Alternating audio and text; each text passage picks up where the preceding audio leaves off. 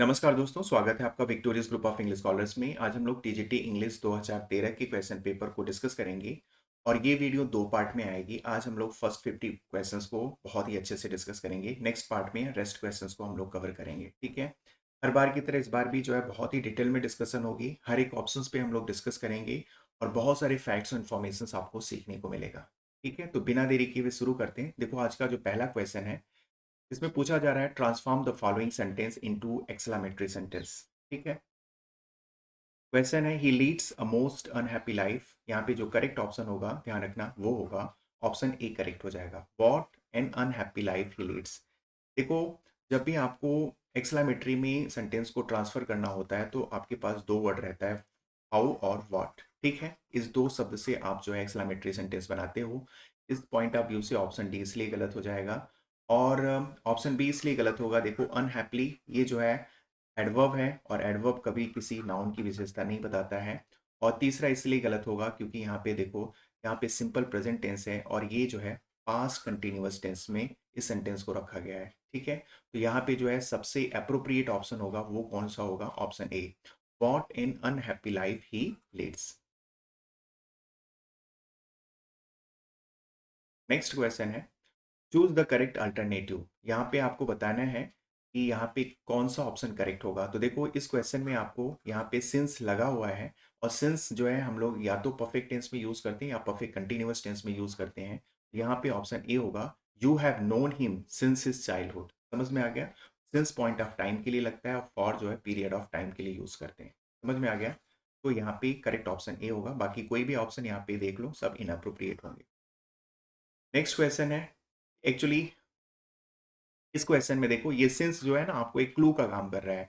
यानी जो है ये आपको ये बता रहा है कि जो है सेंटेंस कौन से टेंस में होगा, वो होगा यहाँ पे परफेक्ट टेंस में, ठीक है। तो परफेक्ट टेंस का हेल्पिंग वर्ब सिर्फ ऑप्शन ए में है, इसलिए यहाँ पे करेक्ट ऑप्शन ए हो जाएगा।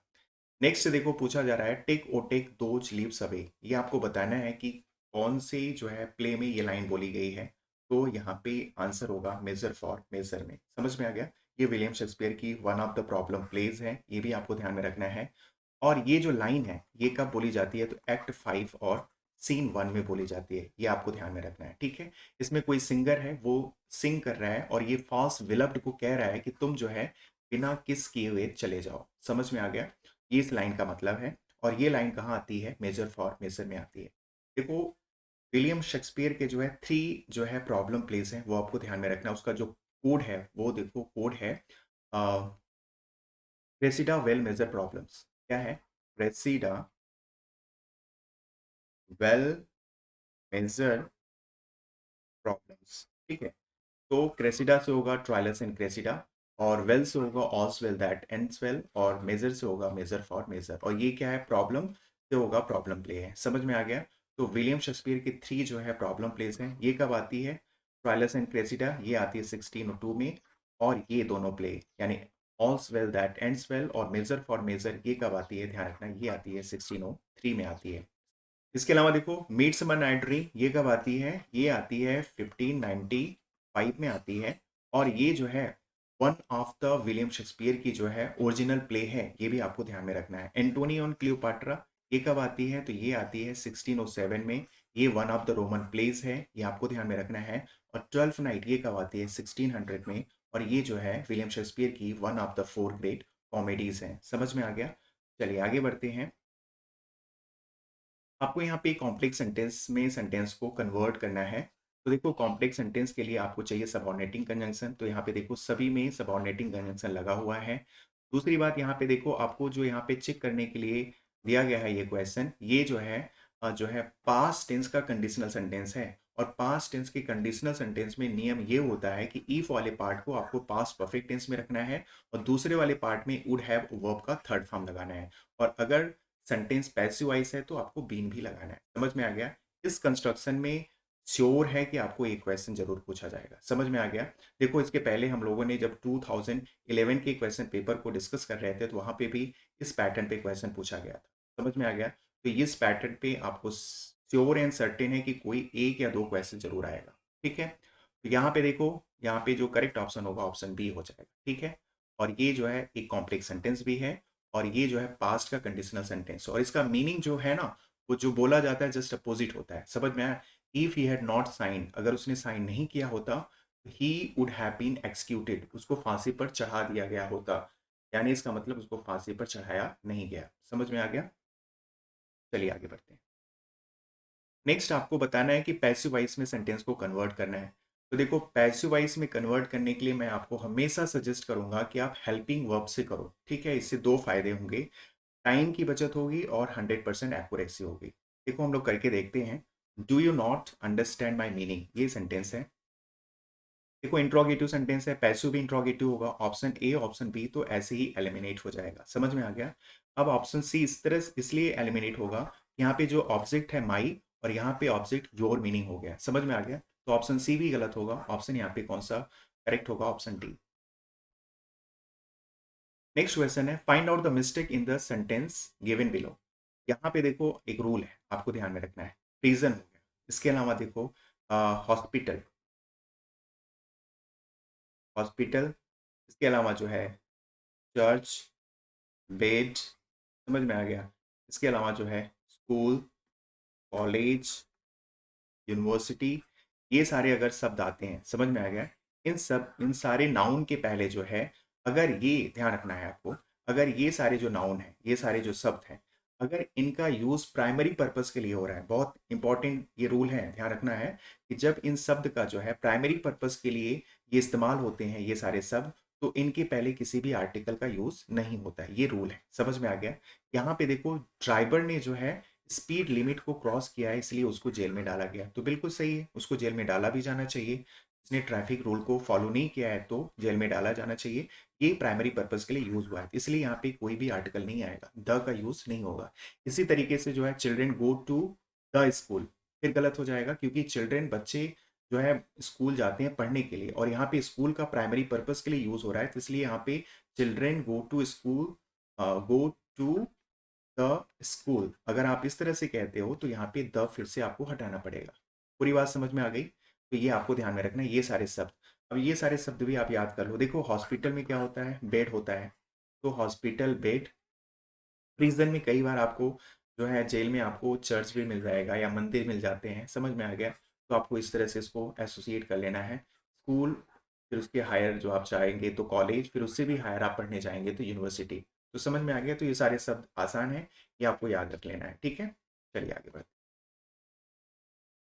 आपको बताना है कि मेटाफिक्शन किसने लिखा है, तो ये पेट्रिया वाव ने लिखा है। इस तरह के फैक्चुअल क्वेश्चन आपको 2 से 3 पूछे जाते हैं। समझ में आ गया? इसके अलावा ये भी आपको ध्यान में रखना है, ये कब लिखा जाता है, तो ये लिखा जाता है 1984 में। ये आपको ध्यान में रखना है, ये पब्लिश होती है 1984 में। और पेट्रिया वाव, इनका जन्म कब होता है? इनका जन्म होता है 1956 में। समझ में आ गया? और ये जो है एक लिटरेरी क्रिटिक हैं और इंटेलेक्चुअल हिस्टोरियन भी है, ये भी आपको ध्यान में रखना है। नेक्स्ट है, आपको बताना है गाउसवर्दी का जो प्ले स्ट्राइफ है, ये किस थीम पर लिखा गया है, तो ये जो है लेबर डिस्प्यूट पर लिखा गया है। समझ में आ गया? स्ट्राइफ कब आती है? 1909 में आती है। समझ में आ गया? और ये जो है ये डिस्प्यूट जो है कौन सी जगह पे होता है, तो ट्रेनार्था टेन प्लेट पे होता है।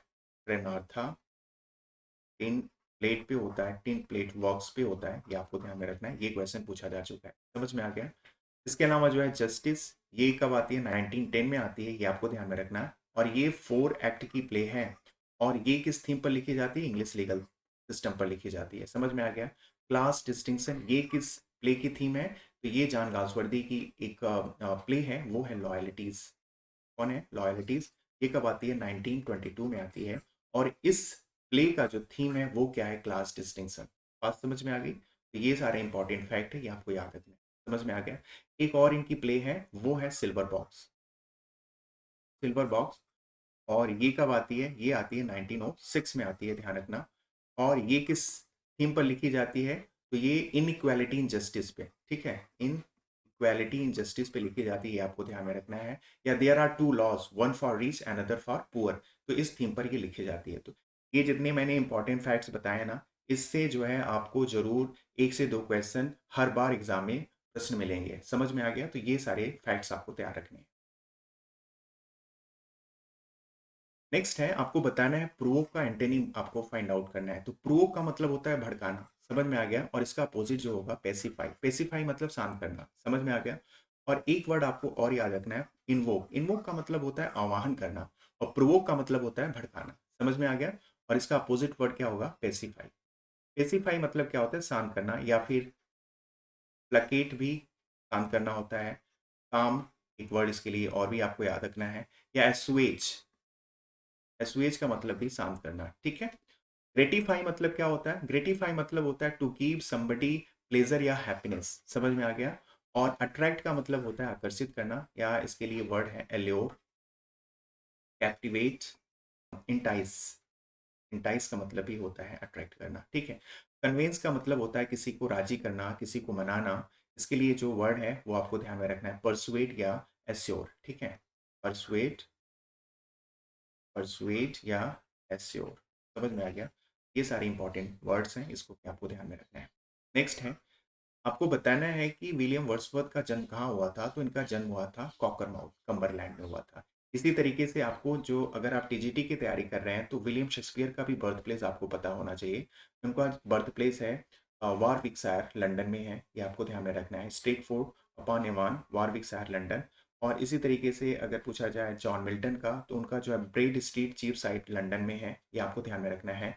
और इसके अलावा जो है अगर आपसे पूछा जाता है जॉन गाल्सवर्दी का, तो उनका जो है किंगस्टन हिल, सरे, इंग्लैंड है। तो ये भी आपको याद रखना है, समझ में आ गया। इसके अलावा ये भी आपको ध्यान में रखना है, अगर मैं बात करूं विलियम वर्ड्सवर्थ कौन से यूनिवर्सिटी से पढ़ाई की है, तो इन्होंने कैम्ब्रिज यूनिवर्सिटी से पढ़ाई किया है, ये आपको ध्यान में रखना है। और जॉन मिल्टन ये भी कैम्ब्रिज यूनिवर्सिटी से पढ़ाई किए हुए हैं। और जो है विलियम शेक्सपियर ये जो है कोई ग्रामर स्कूल अटेंड किए हैं अपने एलिमेंट्री एजुकेशन के लिए। और इनकी शिक्षा से संबंधित, समझ में आया, विलियम शेक्सपियर की एजुकेशन से संबंधित एक इनके कॉन्टेम्परेरी होते हैं बेन जॉनसन, उनका एक बहुत ही पॉपुलर और बहुत ही फेमस स्टेटमेंट है, उन्होंने बोला है he knows small Latin and less Greek, समझ में आ गया। और अगर हम बात करें जो है जॉन गासवर्दी की, तो इन्होंने अपनी पढ़ाई कहाँ से किया है, ऑक्सफोर्ड यूनिवर्सिटी से, समझ में आ गया। तो ये भी एक इंपॉर्टेंट फैक्ट है।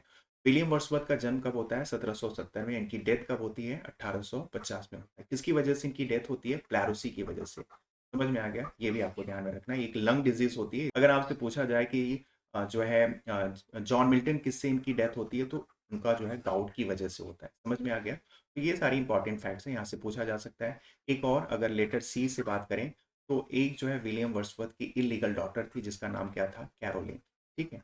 ये भी आपको ध्यान में रखना। नेक्स्ट आपसे पूछा जा रहा है कि आपको इनडायरेक्ट में चेंज करना है, how smart you are he said, ठीक है। तो ये देखो एक्सक्लेमेटरी सेंटेंस है, तो एक्सक्लेम्ड से बनेगा, सभी में है, ओके। इसके बाद जो है देखो दैट सभी में लगेगा, ठीक है। रिपोर्टिंग वर्ब आरबी और आरएस को दैट से हम कनेक्ट करते हैं, तो देखो ऑप्शन डी में नहीं है, तो इसलिए इसको हटा दो।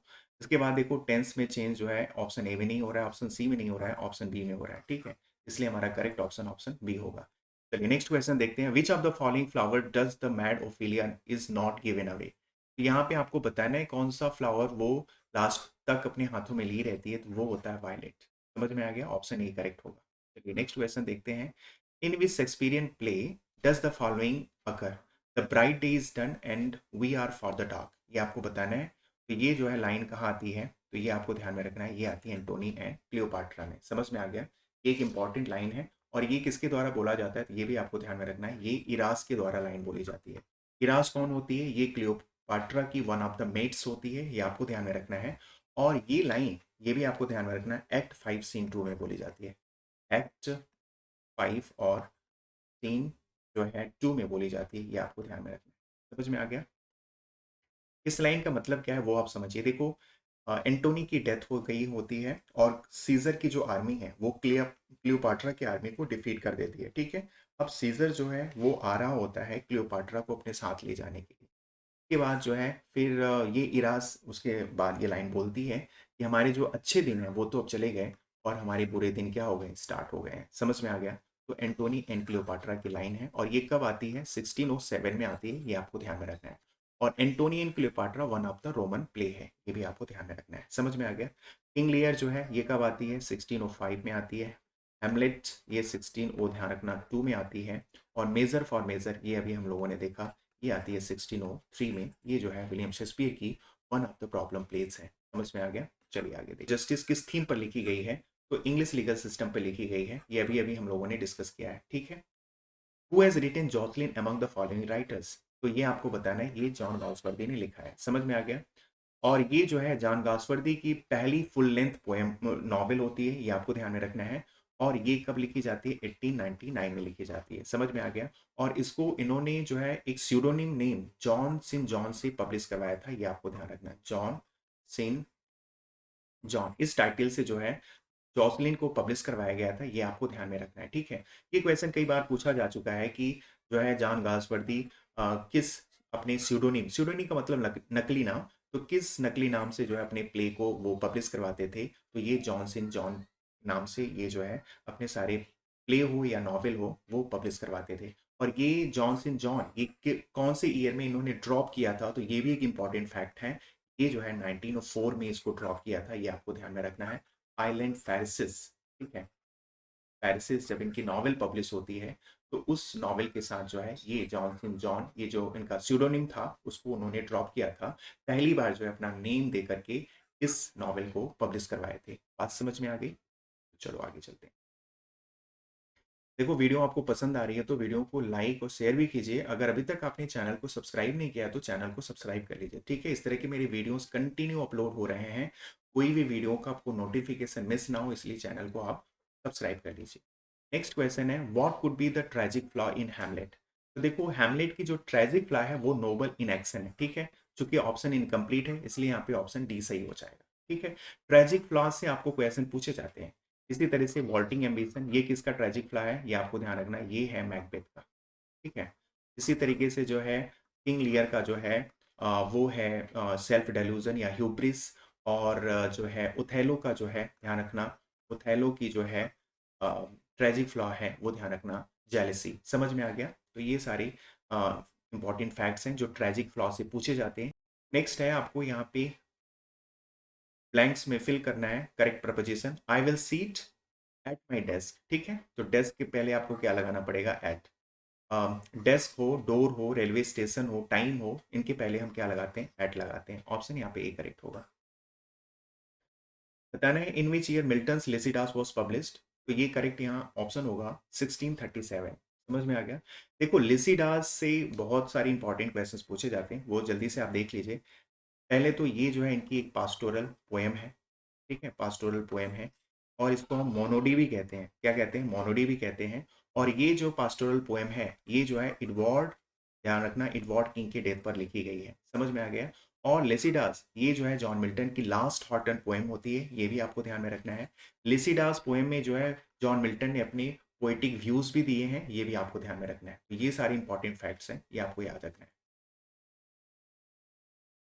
नेक्स्ट है कि When was John Galsworthy awarded for the Nobel Prize in Literature? तो इनको नोबेल प्राइज मिलता है 1932 में, समझ में आ गया। और किस लिए मिलता है, फॉरसाइट सागा के लिए, फॉरसाइट सागा के लिए। और फॉरसाइट सागा कब आती है, ये आती है 1922 में।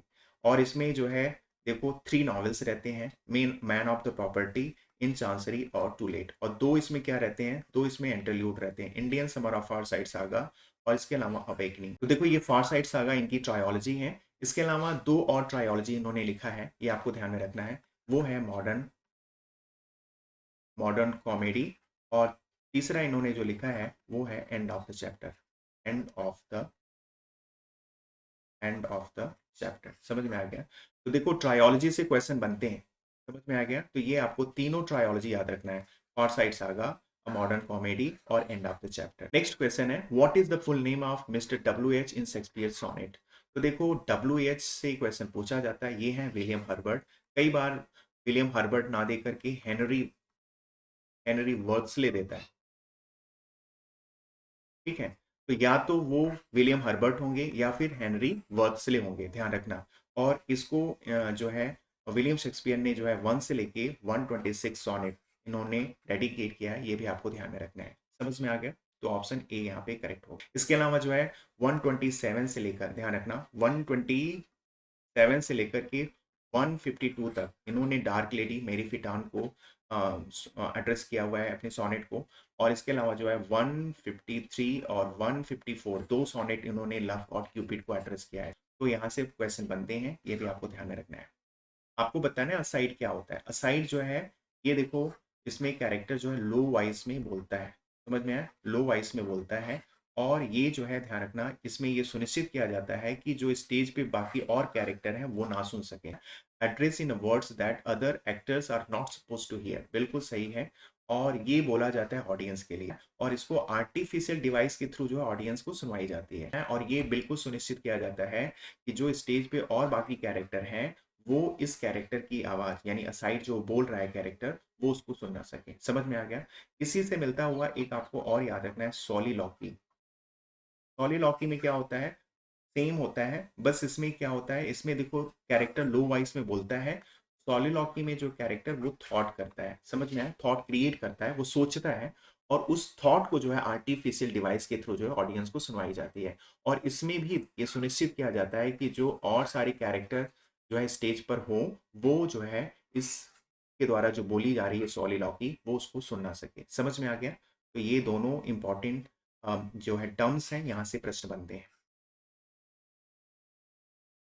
नेक्स्ट है, find out the which part of sentence has an error. तो आपको बताना है कौन से पार्ट में मिस्टेक है। तो देखो ये कंस्ट्रक्शन से देखो फिर से क्वेश्चन आ गया। ये पास्ट का कंडीशनल सेंटेंस है, दूसरे पार्ट में वुड हैव प्लस वर्ब का थर्ड फॉर्म दिख रहा है, तो ऑफ कोर्स पहले वाले पार्ट में आपको किसमें रखना पड़ेगा, इसको आपको रखना पड़ेगा पास्ट परफेक्ट टेंस में, यानी आपको हैड प्लस बीन लगाना पड़ेगा। समझ में आ गया। If I had been you, समझ में आ गया। तो यहाँ पे ऑप्शन ए में मिस्टेक है, इसलिए यहाँ पे ऑप्शन ए करेक्ट होगा। आपको बताना है ओटावा रायमा में कितनी लाइन होती है। तो ओटावा रायमा में 8 लाइन होती है, और वो आयम्बिक पेंटामीटर में होती है। समझ में आ गया। 4 लाइन की जो पोएम होती है उसको हम क्या कहते हैं, क्वार्टरिन कहते हैं।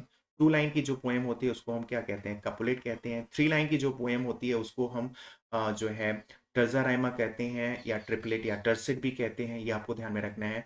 और 6 लाइन की जो स्टेंजा होती है उसको हम क्या बोलते हैं, सेस्टेट। 7 लाइन की जो स्टेंजा होती है हम उसको क्या बोलते हैं, उसको हम राइम रॉयल बोलते हैं, या चौसेरियन स्टेंजा बोलते हैं। और 8 लाइन तो हो ही गया, टावराइमा उसको बोलते हैं। और 9 लाइन की जो स्टेंजा होती है उसको हम क्या बोलते हैं, स्पेंसेरियन स्टेंजा। समझ में आ गया। तो स्टेंजा से भी क्वेश्चन बनते हैं। और स्पेंसेरियन स्टेंजा की जो 9th लाइन होती है वो अलेक्जेंड्राइन में होती है। इसमें होती है अलेक्जेंड्राइन में। इससे प्रश्न पूछा गया है, इसमें कितने सिलेबल्स होते हैं अलेक्जेंड्राइन में। 12 सिलेबल्स होते हैं, ये आपको ध्यान में रखना है। या 6 फीट होते हैं, या 12 सिलेबल्स होते हैं। पूरी बात समझ में आ गई। नेक्स्ट क्वेश्चन है, he was so tired that he scarcely stand. यहाँ पे जो करेक्ट ऑप्शन होगा पुट हो जाएगा। वो इतना थका था कि वो मुश्किल से ही खड़ा हो सका। समझ में आ गया। बाकी आप सारे ऑप्शंस को अप्लाई करो। डिड के साथ जो है नॉट आता है, और ये तो होगा नहीं। सूट और डू, देखो सूट तो सही है, लेकिन डू एक और यहाँ पे मेन वर्ब आ गया, ऑलरेडी यहाँ पे मेन वर्ब है, इसलिए यहाँ पे ऑप्शन सी गलत हो जाएगा। और हैड के बाद हमेशा वर्ब का थर्ड फॉर्म आता है, तो यहाँ पे क्या होना चाहिए था, स्टूड होना चाहिए था। इसलिए ऑप्शन डी भी सही नहीं होगा। तो यहाँ पे most appropriate option option A होगा।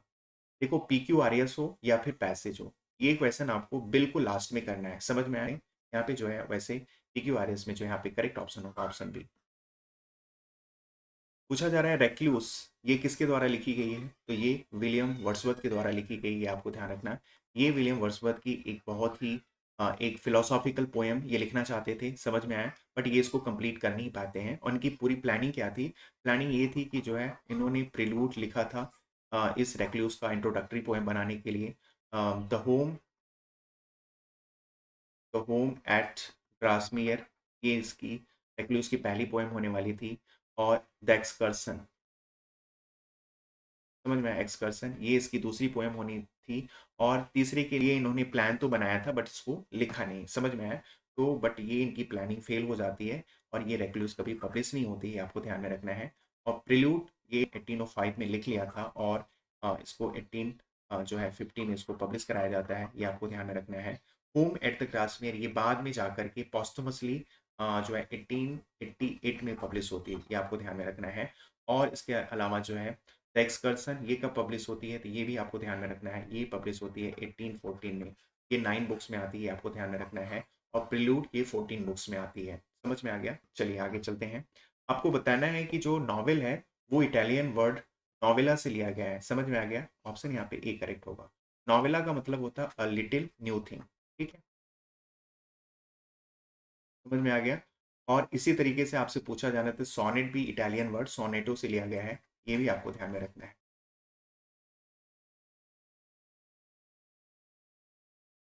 देखिए नेक्स्ट क्वेश्चन है, who is the writer of descriptive sketches. तो डिस्क्रिप्टिव स्केचेस के राइटर हैं विलियम वर्ड्सवर्थ। ये पोएम कब लिखी जाती है? ये पोएम लिखी जाती है 1793 में, ये आपको ध्यान में रखना है। और सेम ईयर जो है एक इनकी और पोएम आती है, एन इवनिंग वॉक।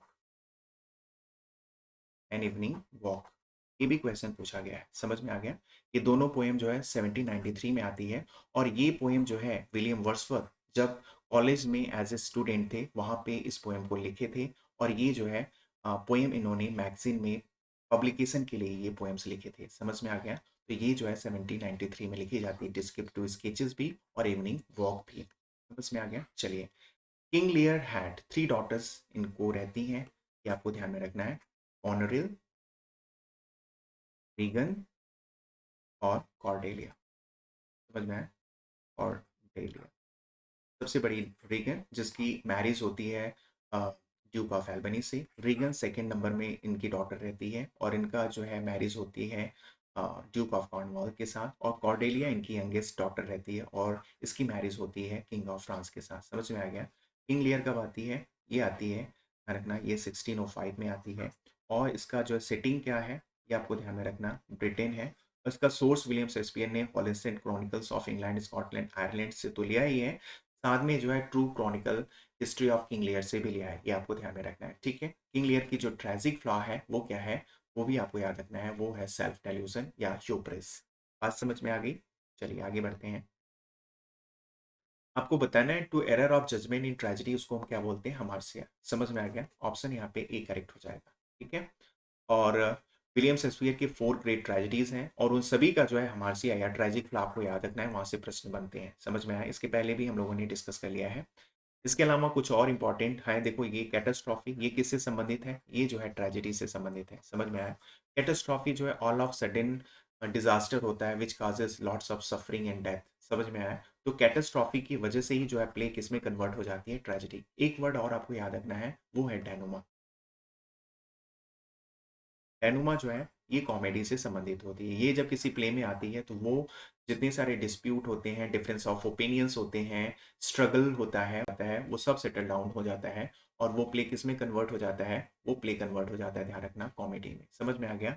तो कैटास्ट्रॉफी ट्रेजेडी से संबंधित है और डेनुमा कॉमेडी से संबंधित है। कैथारसिस ये भी ट्रेजेडी से संबंधित है। इसका जो मतलब है वो है purgation of emotion through PT and fear, समझ में आया। तो शुद्धिकरण होता है, मन का शुद्धिकरण होता है। तो ये भी आपको याद रखना है। एक वर्ड और आपको याद रखना है, पेरीपीडिया। पेरीपीडिया, ये भी आपको ध्यान में रखना है। और यहाँ से क्वेश्चन पूछा जाता है। पेरीपीडिया का मतलब होता है reversal of fortune, from good to bad या बैड टू गुड, दोनों हो सकता है, समझ में आया। तो ये भी आपको ध्यान में रखना है। तो ये सारे इंपॉर्टेंट पॉइंट्स हैं, यहाँ से प्रश्न बनते हैं, ये आपको ध्यान में रखना है।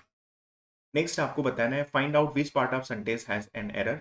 तो देखो एरर आपको दिख रहा होगा, the two students walked beside each other in silence. तो यहाँ पे बिसाइड्स नहीं, बिसाइड होना चाहिए, अगल बगल, ठीक है। पास पास के सेंस में बिसाइड होता है और बिसाइड्स मतलब इन एडिशनल टू होता है, समझ में आया। यहाँ पे एस हटाना पड़ेगा। Elsinore in Denmark is the scene of Shakespeare's play which. तो आपको बताना है एल्सिनोर इन डेनमार्क ये जो है सीन आती है किसमें? हैमलेट में, समझ में आया। और हैमलेट कब लिखी जाती है ये आपको ध्यान रखना है, 1602 में। किंग लियर जो है 1605 में। कोरियोलेनस ये इनकी जो है one of the Roman play है, ये आपको ध्यान में रखना है। और ये कब आती है? ये आती है 1608 में आती है। और पेरिकल्स भी 1608 में आती है, ये आपको ध्यान में रखना है। और टीटस एंड्रोनिकस या टाइटस एंड्रोनिकस ये कब आती है? तो ध्यान रखना, ये आती है 1591 में आती है, समझ में आ गया। तो ये सारे इंपॉर्टेंट विलियम शेक्सपियर के प्ले हैं, इनके डेट भी आपको याद रखना है।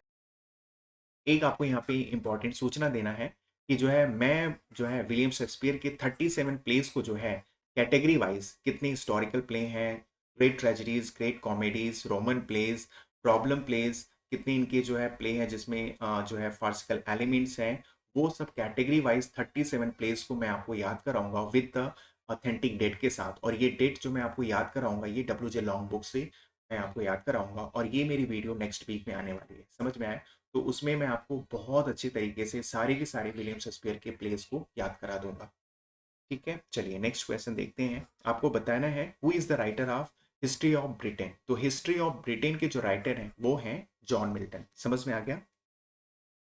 ये देखो कुल मिला के 6 पार्ट में ये आती है, यानी 6 बुक्स में ये लिखी जाती है हिस्ट्री ऑफ ब्रिटेन। और ये जो है ध्यान रखना, ये जो है इनकी एक वर्स्ट ट्रेजेडी है। क्या है? वर्स्ट ट्रेजेडी है।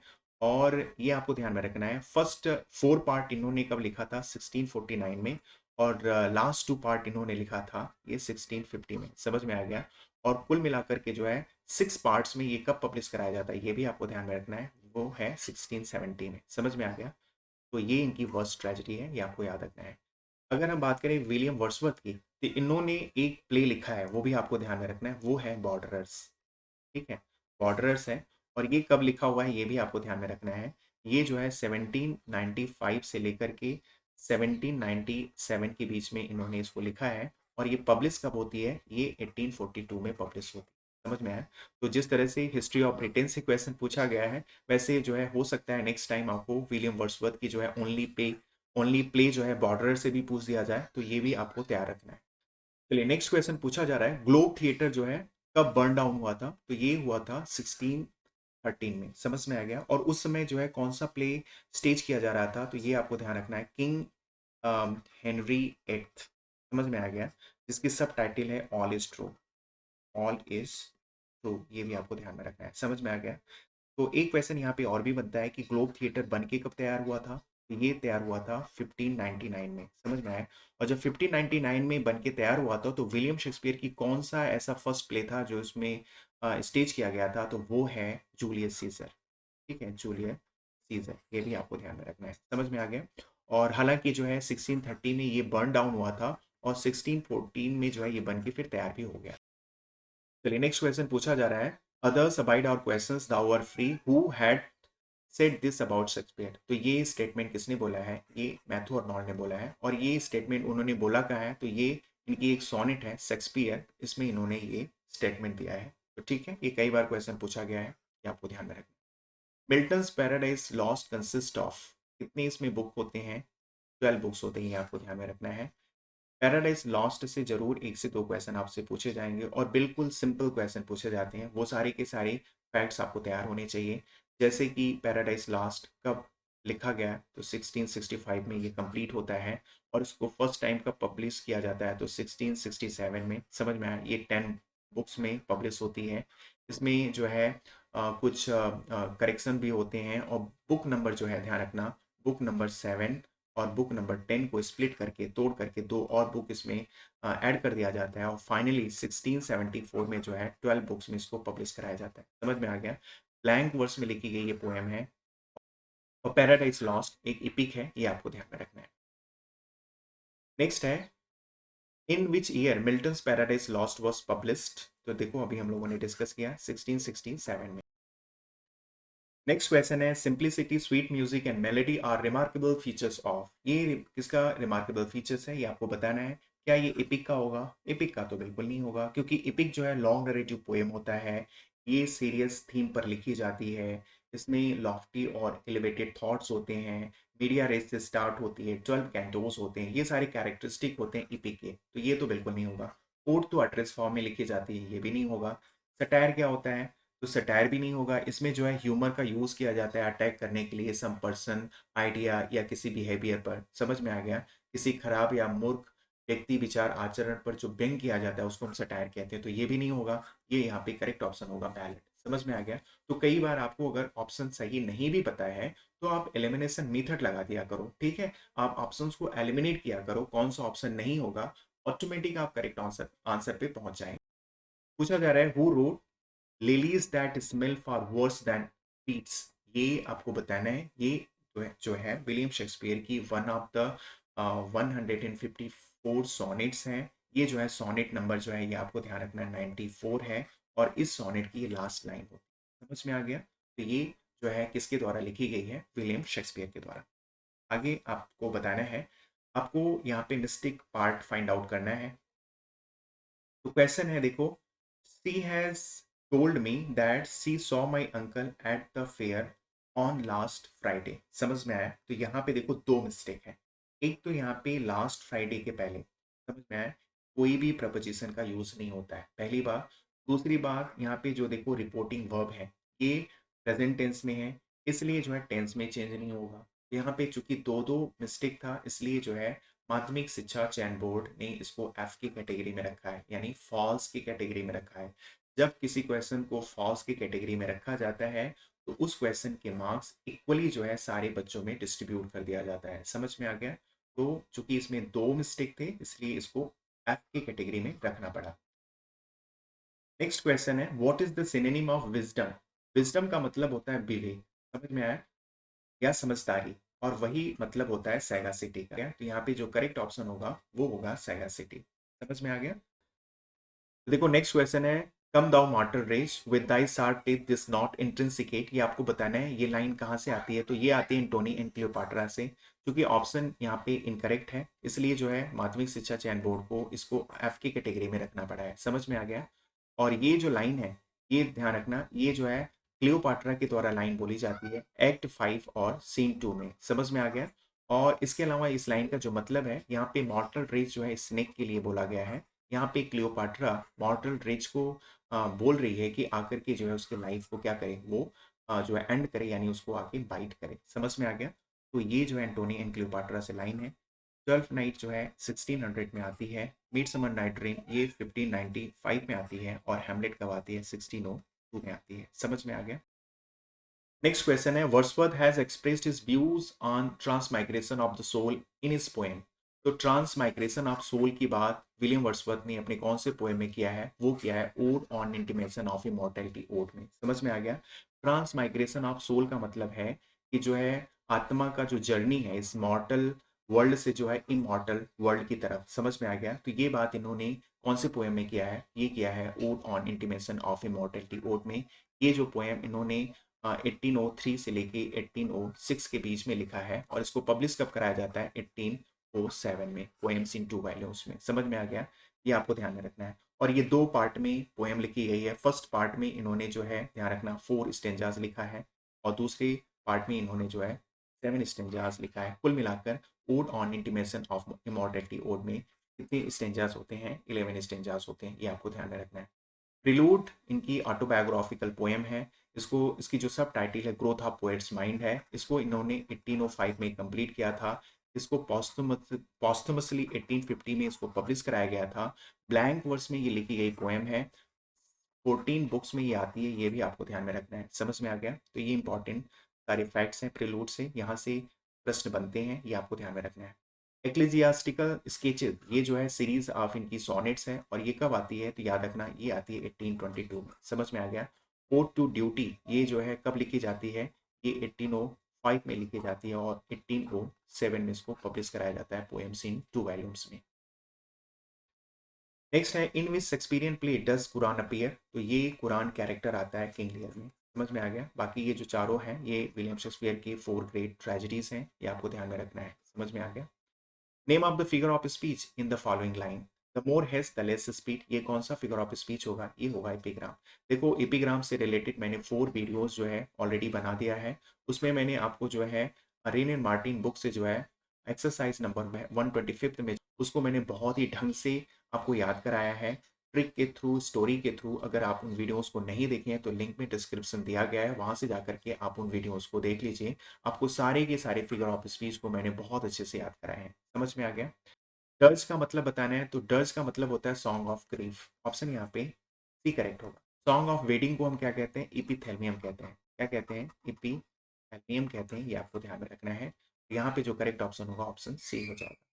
नेक्स्ट आपको बताना है, इनडायरेक्ट आपको चेंज करना है सेंटेंस को। तो Mohan said alas I am undone. यहाँ पे जो देखो करेक्ट ऑप्शन होगा ये होगा, देखो क्योंकि यहाँ पे एक्सक्लेमेटरी सेंटेंस है तो एक्सक्लेम में तो जो है सेड या सेड टू को कन्वर्ट करना पड़ेगा, सभी ऑप्शन में है। इसके बाद जो है अलॉस के लिए जो है आपको एडिशनल वर्ड यूज करना पड़ेगा सैडली, जो कि सिर्फ ऑप्शन ए में है, इसलिए यहाँ पे ऑप्शन ए करेक्ट हो जाएगा। समझ में आ गया? ठीक है, चलिए आगे देखते हैं। आपको यहाँ पे करेक्ट जो है प्रपोजिशन फिल करना है।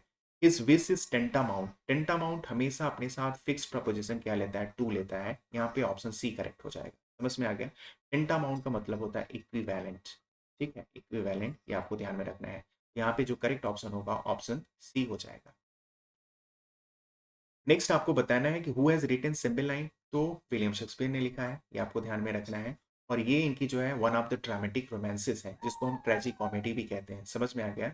और ये कब लिखी जाती है तो याद रखना, ये लिखी जाती है 1609 में।